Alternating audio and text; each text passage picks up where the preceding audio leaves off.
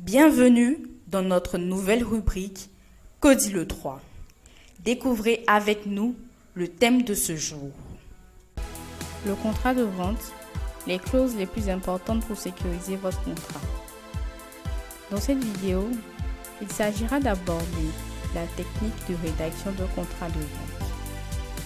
Selon l'article 1582 alinéa 1 du Code civil, la vente est une convention par laquelle l'un s'oblige à livrer une chose et l'autre à la payer. Le contrat de vente fait partie des contrats les plus usuels et les plus importants de notre société de consommation, si pas la plus importante.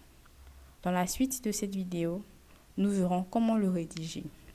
Nous verrons aussi ce qu'il faut faire et les choses à ne pas faire afin de sécuriser la transaction. Nous allons passer en revue les différentes parties du contrat et les clauses spéciales. Restez donc jusqu'à la fin pour découvrir les clauses spéciales à impérativement insérer dans vos contrats de vente, peu importe l'objet de la vente. Les différentes parties du contrat de vente.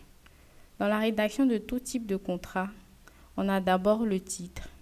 Ensuite, on a la désignation des parties, c'est-à-dire qu'on identifie les parties.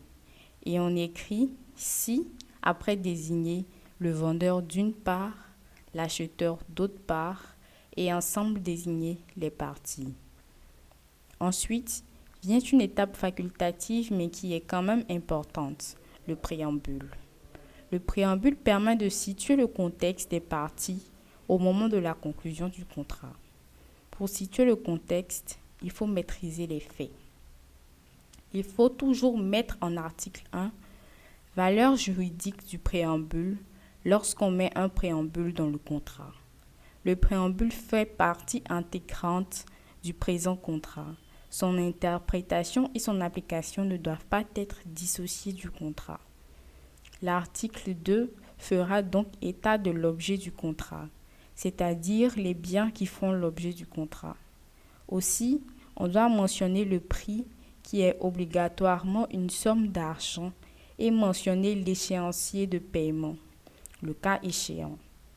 Le paiement du prix du bien constitue la principale obligation de l'acheteur. Il est très important de ne pas oublier de mentionner les obligations du vendeur. Les principales obligations du vendeur sont la garantie de conformité, la garantie contre l'éviction, la garantie contre les vices cachés, la garantie de délivrance, la garantie de livraison.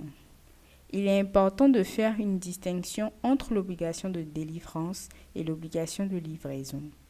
L'obligation de délivrance est l'obligation selon laquelle on est tenu de mettre le bien à disposition de l'acheteur. L'obligation de livraison, quant à elle, concerne le transport du bien. Autre obligation du vendeur.